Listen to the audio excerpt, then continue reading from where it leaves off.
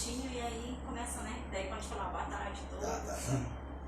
Como é que é? Live do roteiro geopolítico internacional. Live semanal, inclusive. Live semanal.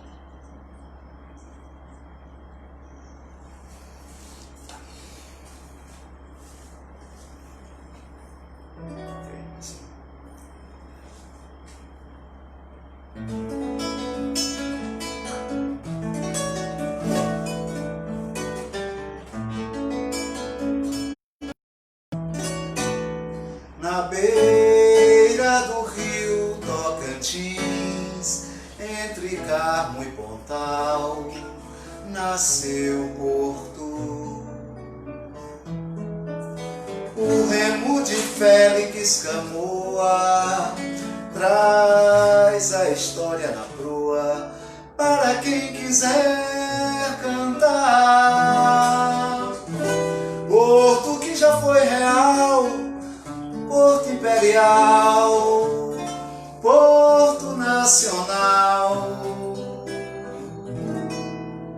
Olá galera, boa tarde. Essa é a live semanal do programa Roteiro Geoturístico no Centro Histórico de Porto Nacional. E dessa vez a gente está fazendo dentro de casa, porque estamos nesse período de pandemia por conta do coronavírus. E nós estamos fazendo todo o trabalho dentro de casa para poder mostrar para você as riquezas de Porto Nacional, as riquezas do patrimônio histórico da nossa cidade antiga, que é uma herança cultural dos nossos antepassados, que ali destinaram boas partes de suas vidas na construção daquele conjunto arquitetônico que representa hoje, que simboliza hoje, o Centro Histórico de Porto Nacional, tombado pelo patrimônio histórico brasileiro, por isso recebe esse nome, tendo com o IPHAN como uma das entidades cuidadoras, juntamente com os órgãos municipais e estaduais do Centro Histórico. O Centro Histórico de Porto Nacional tem uma história secular, mais que secular, né? Já são mais de 200 anos de história e 170 e cacetada de história de emancipação política. Portanto, é uma cidade que tem, assim, acumulou conhecimento ao longo de várias décadas, de séculos, né? Vamos dizer assim. E a história do centro histórico, ela traz a cultura arquitetônica em primeiro plano, porque trata-se de edificações, e essa arquitetura ela traz dois traços marcantes, que é a arquitetura colonial, que é predominante, mas também traz traços da arquitetura românica, expressos na arquitetura da Catedral, do Seminário São José, ou mesmo do Colégio Sagrado Coração de Jesus, também do Caetanato, a antiga escola das freiras, a primeira escola de Porto Nacional, os arcos e as colunas que caracterizam a arquitetura românica e monumento. E a história do centro histórico, além de trazer o patrimônio material, que é exatamente a arquitetura edificada, transformada em prédios, monumentos, ela também traz a cultura imaterial, que também se encontra presente através das nossas lendas, dos nossos causos, das nossas contação de histórias que estão relacionadas com aquela parte. Uma das mais famosas é a lenda da Buiúna, né, que é parte do nosso calendário folclórico de Porto Nacional. Quem conhece Porto Nacional e conhece a história da Catedral, conhece a lenda da Buiúna, que diz a lenda que a cobra tem a cabeça enterrada debaixo da Catedral e a cauda lá do outro lado do rio. Portanto, trata-se de uma cobra gigante. E nós, num trabalho de recuperação dessa cultura imaterial, materializamos isso no espetáculo A Buiúna e os Bonecos Gigantes, a Caçada da Buiúna e os Bonecos Gigantes, que a gente apresenta todos os carnavais e e nas Semanas da Cultura, por ocasião do aniversário da cidade, a gente está com esse espetáculo na rua. Mas o nosso papo hoje é sobre arquitetura e música, um diálogo central. Essa temática me foi solicitada pela professora Rosane Balsan, coordenadora desse projeto, a quem eu agradeço imensamente pelo convite para estar aqui fazendo esse bate-papo com vocês. E ela faz esse trabalho conjuntamente com os seus alunos, orientandos lá da Universidade Federal do Tocantins. É um trabalho que já rendeu frutos, como premiações e etc., e que já vem sendo desenvolvido já há alguns anos aqui em Porto Nacional. A professora Rosane Balsan hoje é uma das pessoas detentora de um grande conhecimento sobre o nosso centro histórico e a gente parabeniza por essa iniciativa. Então, como é então que se dá esse diálogo do centro histórico com a música, com a composição do artista, do compositor portuense? A gente tem várias canções daqui de Porto Nacional que mencionam o centro histórico, que tem o centro histórico como temática principal. Um dos exemplos mais clássicos é a música Frevo do Cava-Saco, de Bey Aires, que faz uma abordagem muito interessante, falando trazendo as vivências sociais, falando do espaço de sociabilidade que o centro histórico propicia às pessoas que moram ali ou àquelas que visitam ocasionalmente o Centro Histórico de Porto Nacional. Vamos cantar um trechinho dessa canção para que vocês possam conhecê-la, aqueles que ainda não conhecem, moram fora de Porto Nacional, e para que a gente possa refletir um pouco sobre a temática desenvolvida na letra dessa canção. Ela diz mais ou menos assim, ó. No Porto Velho tem uma rua pioneira que corre junto ao Tocantins. Dos coronéis ficou o nome numa placa, mas na boca do povo só te chama Cava-Saco. No Porto Velho tem uma rua pioneira que corre junto ao Tocantins. Dos coronéis ficou o nome numa placa, mas na boca do povo só te chama Cava-Saco. Recanto de poetas e seresteiros, onde os velhinhos passam a vida sossegados.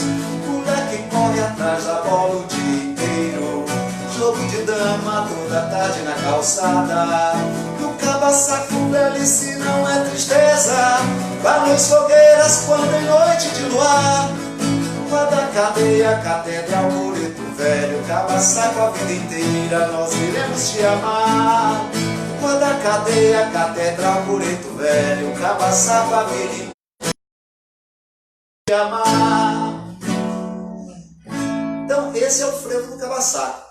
Então, veja, a letra da música já denuncia a relação dessa cidade com o rio. Ela inicia dizendo assim: no Porto Velho tem uma rua pioneira que corre junto ao Tocantins. Então, veja que o compositor não dissocia o rio da cidade. O rio, não é à toa que o nome dessa cidade é Porto. Porto é um lugar onde se atracam os barcos, onde as pessoas vão para aportar em uma cidade. Então, além do rio, o autor entra pelas ruas da cidade. Cava-Saco é o nome de uma rua de Porto Nacional, Coronel José Pedreira. E o autor, curiosamente, mostra que as convenções sociais que dão nome às ruas, dão nome às edificações, elas perdem a importância para os adágios populares, para vamos dizer assim, para a vontade popular. Ninguém conhece essa rua como Coronel José Pedreira. Todos a conhecem como Rua do Cava-Saco. Daí, dos coronéis ficou o nome numa placa, mas na boca do povo só te chamam Cava-Saco. De poetas e seresteiros, onde os velhinhos levam a vida sossegados. Moleque corre atrás da bola o dia inteiro. Jogo de dama, toda tarde na calçada. Então veja aí o autor dando um panorama dos aspectos sociais e os espaços de sociabilidade gerados nessa rua. É ali onde os velhinhos costumam jogar sodano, é ali onde os meninos costumavam jogar, e até hoje ainda usam ali para jogar uma bola, fazer uma coisa ou outra, mas principalmente no passado. Então, a relação de Porto Nacional com o centro histórico, através da música, é uma relação de muita propriedade. E essa história de Porto com o Rio, ela é uma questão que é verificada em quase todo cancioneiro de Porto Nacional. Quase toda canção que fala de Porto, ela inevitavelmente passa pelo Rio. Que nos diga Lulu e o... esqueci o nome do segundo compositor da canção, mas eles falam assim, ó...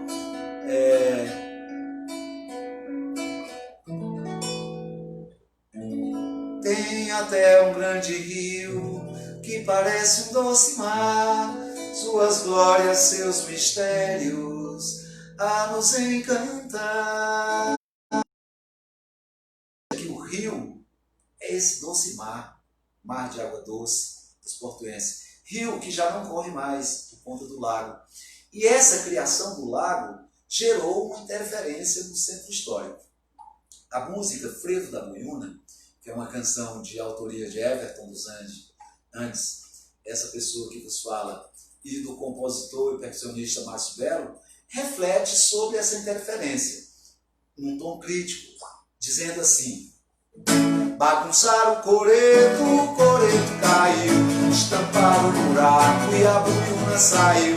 Bagunçaram o coreto caiu, estamparam o buraco e a boiuna saiu. Cuidado com a boiuna que ela pode te pegar, pega daqui, pega de lá. Cuidado com a boiuna que ela pode te pegar, pega daqui, pega de lá. Bagunçaram o coreto caiu. Esse coreto, que a canção se refere, era uma edificação que ficava de frente à catedral, na Praça Nossa Senhora das Mercês, e que servia como o espaço de sociabilidade do povo de Porto Nacional desde meados dos anos 50. Ali se fazia os bailes de carnaval. As pessoas costumavam subir no coreto e tocar ali. Várias gerações fez isso. O coreto também já foi um ponto de venda de bebidas típicas, como os licores, os famosos licores da Tia Ana. Também era espaço onde se vendia o artesanato local. O coreto teve várias utilidades sociais, mas houve um período em que ele ficou inativo e, por conta de estar sem a ocupação, outros ocupantes indesejados passaram a utilizar o espaço, o que gerou um descontentamento dos moradores da circunvizinhança e tal.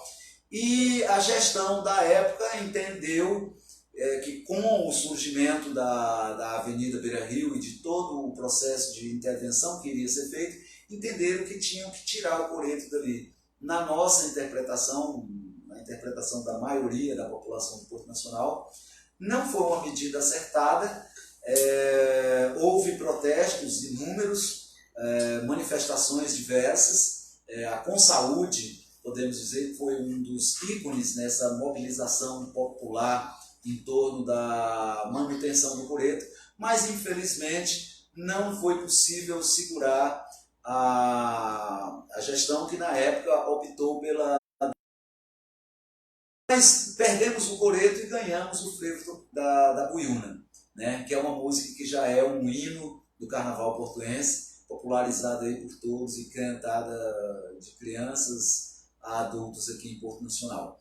Mas os compositores de Porto Nacional vão além. Nós temos diversas obras portuenses que retratam Porto Nacional nessa ligação tanto com o centro histórico quanto com o Rio. Por exemplo, na obra de Eliseu Ribeiro, nós podemos classificar a música Porto da Manga, que foi gravada por Mestre Dona, está no CD Nona Canta, Mestre Nona Canta Porto. Quem tiver acesso pode procurar esse daí, Palco MP3, que você vai encontrar. E vai encontrar diversas canções abordando Porto Nacional. E você poderá observar que quase todas essas canções têm alguma coisa que se refere ou à catedral, ou às ruas, ou ao casario, ou ao rio. Então, Porto da Manga é uma canção do mestre, do grande mestre, professor, grande mestre que a gente chama na cultura popular, mas é um doutor em geografia, grande companheiro nosso. E Eliseu traz nessa canção a simbologia dos lugares, a memória dos lugares que marcavam o rio Tocantins. Ele fala da escadinha, ele fala do Porto da Manga, que leva o título da música. Enfim, ele vai demarcando diversos lugares, fala da natureza, do entorno, porque o centro histórico ele compreende a área demarcada como o centro e todo um entorno que compõe ali uma específica da cidade. Então nós temos na canção do compositor portuense uma relação simbólica muito arraigada com essa região da cidade. E essa região da cidade, ela, além de nos contar a história daqueles que aqui viveram, daqueles que aqui construíram a história social dessa cidade, ele nos dá também uma noção de como o Porto Nacional foi se desenvolvendo ao longo do tempo. Hoje, a gente pode comparar que nós podemos dizer que temos duas cidades, uma cidade mais contemporânea, que são os bairros mais recentes, que foram surgindo a partir da extensão, da ampliação da cidade, do aumento do número de habitantes, e essa cidade, essa parte da cidade, ela guarda uma característica específica que nos diferencia de muitas outras cidades do Tocantins e do Brasil. A catedral é o nosso maior, é o nosso landmark, ou seja, é o nosso maior ponto turístico. É construída em estilo românico, como eu já falei, uma construção do arquiteto Frei Berto, né, que é o Frei Bertrand. Essa igreja iniciou-se a sua construção ainda em 1896 e foi concluída em 1904. Portanto, uma das coisas que a gente sempre fala sobre a catedral assim, uma lenda popular, vamos dizer assim. Muita gente diz que a catedral foi construída pelos escravos, o que não é verdade, porque ela iniciou-se após a abolição em 1896, portanto a abolição foi em 88, ela iniciou em 96, portanto 8 anos após a abolição, e foi concluída em 1904. Ela foi construída pela mão dos moradores locais, da sociedade portuense, homens e mulheres, cada um com sua função social dentro dessa construção. As mulheres, por exemplo, têm uma participação importante das mulheres. Como na época ainda não havia o cimento, utilizava-se as cinzas no barro que ia fixar as pedras, matéria-prima principal da igreja. E as mulheres eram responsáveis pela coleta das cinzas. Daí uma grande contribuição feminina, dentre outras. Então essa igreja, vamos botar um ponto nisso daí, não foi construída pelos escravos, foi construída pela sociedade livre, pelos homens e mulheres de Porto Nacional. E ela é um marco da cultura religiosa e da religiosidade presente em Porto Nacional. A catedral ela é o centro de onde emana a cidade para os outros rincões do lugar. A catedral tem uma importância primordial, porque com a catedral estavam os padres, estavam as freiras, estavam a educação e a cultura que os dominicanos trouxeram para Porto Nacional. bem como a medicina. E como muita gente sabe, Porto Nacional foi a referência e ainda é em educação, em medicina, por muito tempo. As pessoas deslocavam de lugares distantes, como outros estados do Piauí, do Maranhão, da Bahia, estados, e vinham para se formar em Porto Nacional. Daí, esse investimento em educação, medicina, cultura. Porto Nacional é uma cidade que tem tradição da língua francesa, né? Que a França, por muito tempo, até o início desse século, até perder a hegemonia para os Estados Unidos após a Grande Guerra, era o francês que dominava o mundo. E a língua francesa era cultuada aqui exatamente por conta dessa relação da religiosidade. Os padres dominicanos trouxeram essa cultura e aqui foi disseminada. Então, não é à toa que Porto Nacional é conhecida como capital da cultura.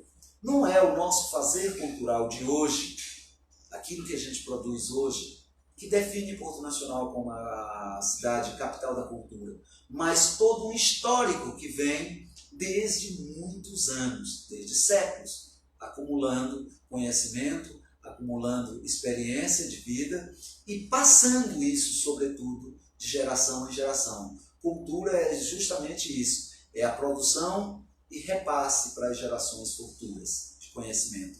Então, a Igreja Catedral tem toda essa nuance. Ao lado da Catedral, nós temos ali o entorno, que é um conjunto de casarios em estilo colonial, e temos ainda o Seminário de São José, que também mantém a mesma estrutura de arquitetura românica,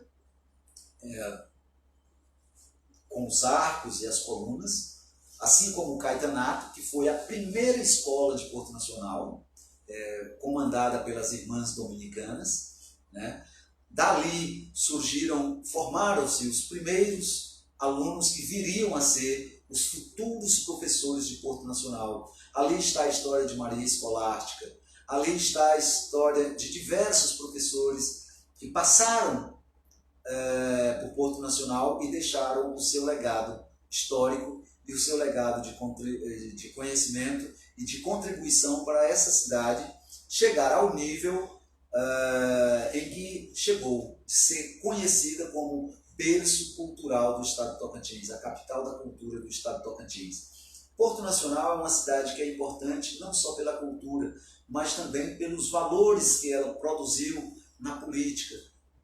A grande saga da história da criação do estado de Tocantins, esse movimento começou em Porto e começou lá pelo centro histórico e foi fomentado pelo jornal Norte de Goiás, de Francisco Aires, doutor Francisco Aires, ainda lá no início do século XX. Já se falava nisso, nessa luta. Essa luta se intensificou em 1956 com Feliciano Machado Braga, que implantou o estado do Tocantins, ainda a revelia de Goiás. É por isso que nós temos o Dia da Autonomia do Tocantins, por conta dessa luta de Feliciano Machado Braga, que, rompendo com os poderes de Goiás, criou então a comarca o estado do Tocantins.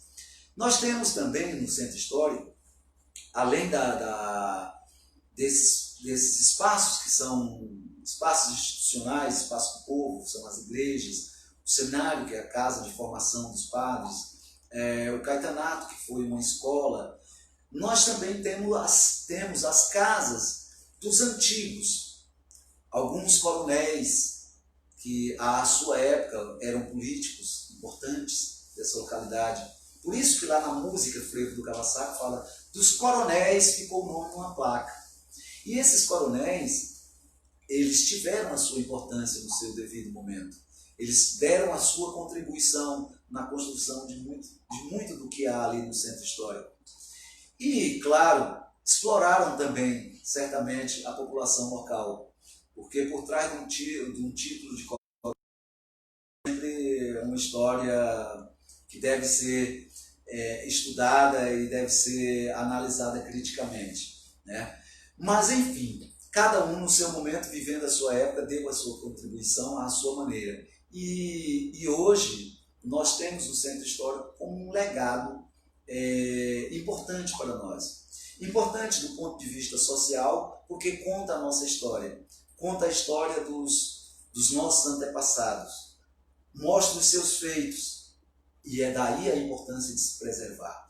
Mas ele é também importante porque ele é um espaço que pode ser explorado e deve ser e é explorado turisticamente, do ponto de vista turístico, com o turismo cultural e o turismo histórico, o turismo patrimonial, que é uma forma de atração, é um atrativo para as pessoas que têm interesse na pesquisa, que têm interesse por conhecer a história dos lugares, as construções que marcaram a época, o modo de construção.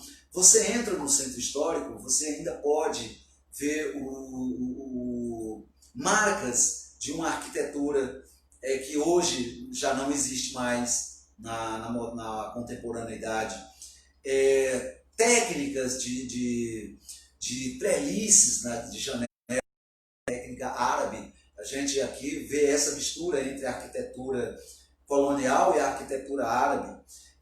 As treliças eram uma forma de manter uma proteção das moças, que naquela época praticamente não saíam às ruas, apenas os homens, as mulheres eram mais reservadas. Então as janelas do centro histórico, muitas delas trazem as treliças. É uma técnica em que a pessoa que está dentro da casa vê quem está fora, mas quem está fora não vê quem está dentro. A gente pode também ver o modo, a matéria-prima utilizada. O Centro Histórico de Porto Nacional é basicamente construído à base de adobe. Adobe, uma técnica rudimentar em que se construíam as peças, os tijolos de barro cru, e ali faziam as casas coladas, abraçadas uma às outras, para ter mais sustentação. Ou seja, eram as casas de parede e meia, né? Onde se podia praticamente ouvir as conversas do vizinho ao lado, né? Então, era também uma forma de proteção, tanto do ponto de vista da segurança das casas, como proteção de possíveis invasões. Não havia aqueles espaços entre uma casa e outra, né? Então, era difícil de você adentrar dentro de uma residência, a não ser que fosse pela porta. Então, você pode ver nos telhados, você vê o formato das telhas, aquelas telhas, famosas telhas feitas na coxa, literalmente, não havia as formas, fazia-se as telhas curvadas na coxa. Ainda existem dessas telhas. Eu mesmo guardo um exemplar de uma telha dessa na minha casa, remanescente de uma construção dessas. Eu tive a oportunidade de recebê-la de presente e guardo com muito carinho na minha casa. Mas alguns desses casarios ainda preservam. Se você adentrar dentro dessas casas, você verá móveis antigos de época, você verá pisos com uma espécie de cerâmica ou ladrilhos, né, que eram feitos de barro cozido, tipo cerâmica, mas não era essa cerâmica como a gente conhece hoje. Era uma cerâmica diferenciada, tipo um tijolinho estreito que se fazia, os ladrilhos se faziam piso, que mantinha a casa com um frescor espetacular. No telhado a gente pode ver as coberturas, além das telhas, a gente pode ver ainda em muitas delas o material, a madeira, o madeiramento rústico, né? O madeiramento com aquela madeira que não era essa madeira serrada como hoje nós temos, e hoje já evoluiu até para os telhados as coberturas já não usa mais ferro para fazer a cobertura, né? E naquela época não, usava-se a madeira bruta, né? Talhada no machado, na enxó e nas ferras, no arco de pua, né? Para fazer as coberturas. As portas e portais são coisas assim espetaculares.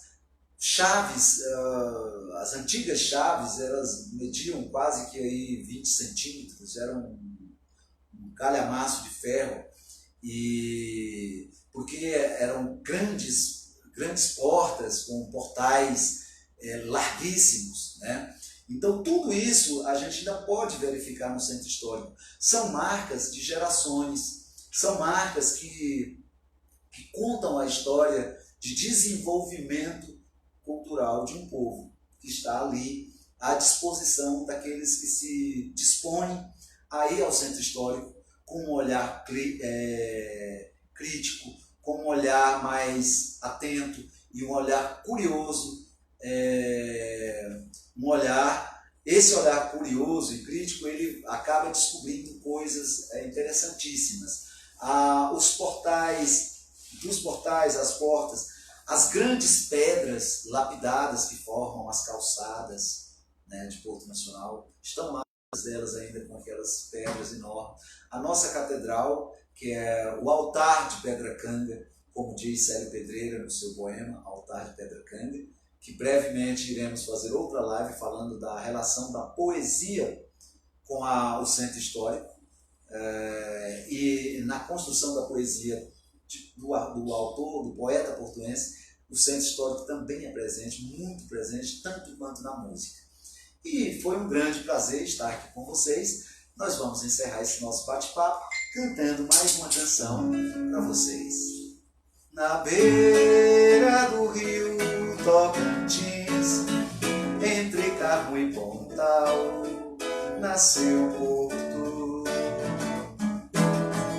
O remo de Félix Camou atrás, a história boa para quem quiser cantar. Porto que já foi real, Porto imperial, Porto nacional. Na beira do rio Tocantins, quis a história assim, e essa gente se fez. De pedra, suor, sangue e saudade, construída há tempos atrás. Do pôr do sol ao novo dia, do cabaça com a alegria de viver. Porto, é tão doce amar você.